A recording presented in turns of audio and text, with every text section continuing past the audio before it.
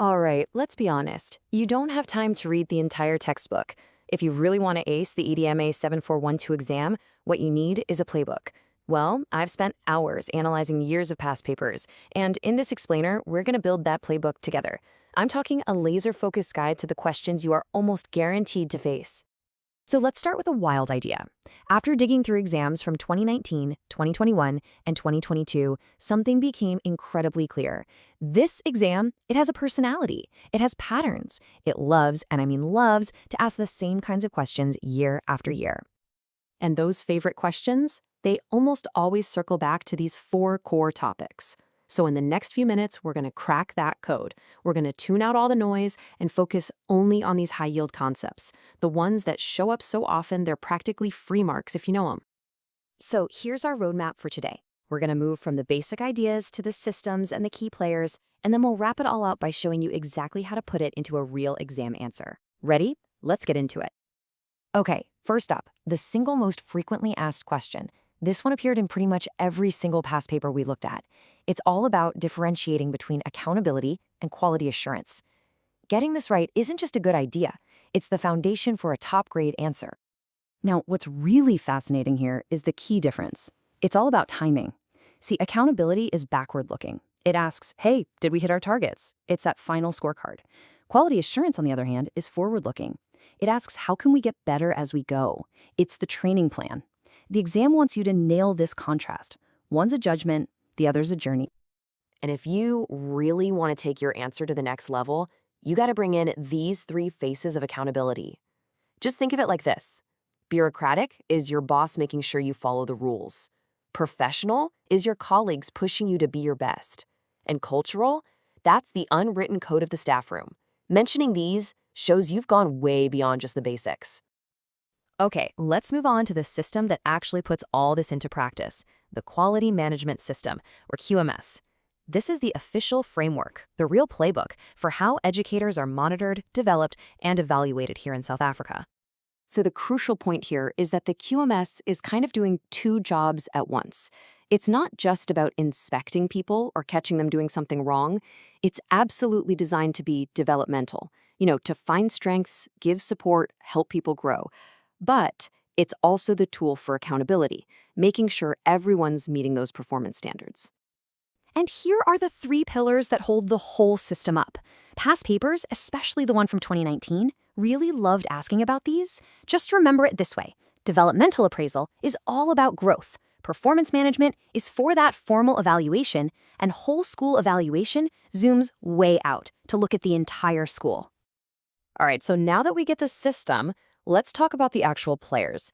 A big theme in the 2021, 2022, and 2024 exams is to think beyond just the teacher.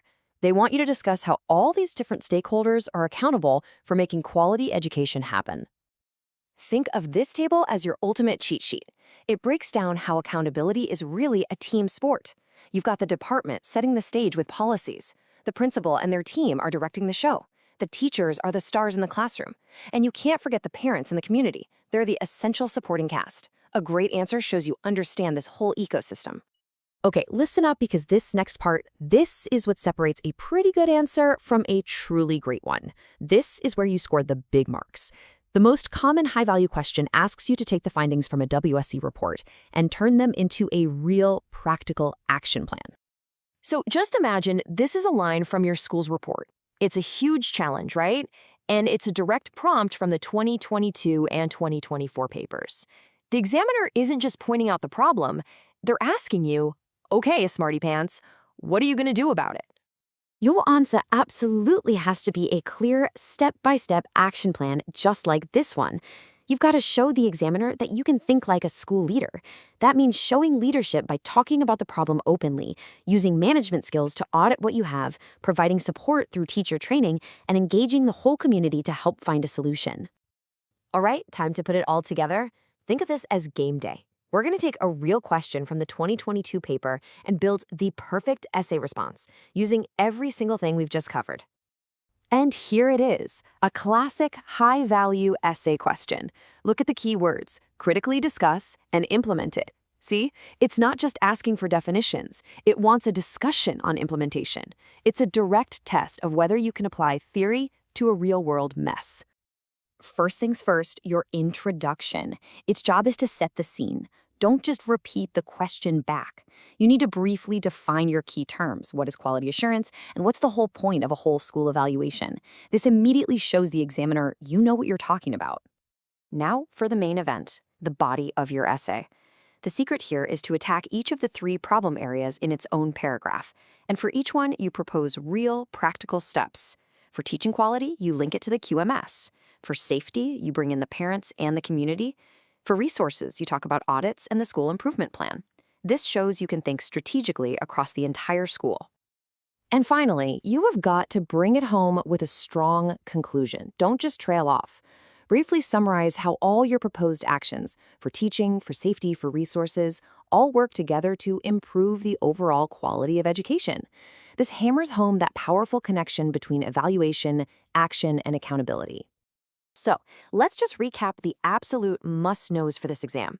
If you can master the difference between accountability and QA, if you can name and explain the 3 parts of the QMS, if you can talk confidently about stakeholders, and most importantly, if you can turn WSE findings into an action plan, you are in a fantastic position to do well. And there you have it. We've cracked the exam's code. We've looked at the patterns. We've laid out the winning strategy. This explainer has officially handed you the playbook. Now you have the focus and the tools to prepare effectively. So go on, walk into that exam and show them what you've got.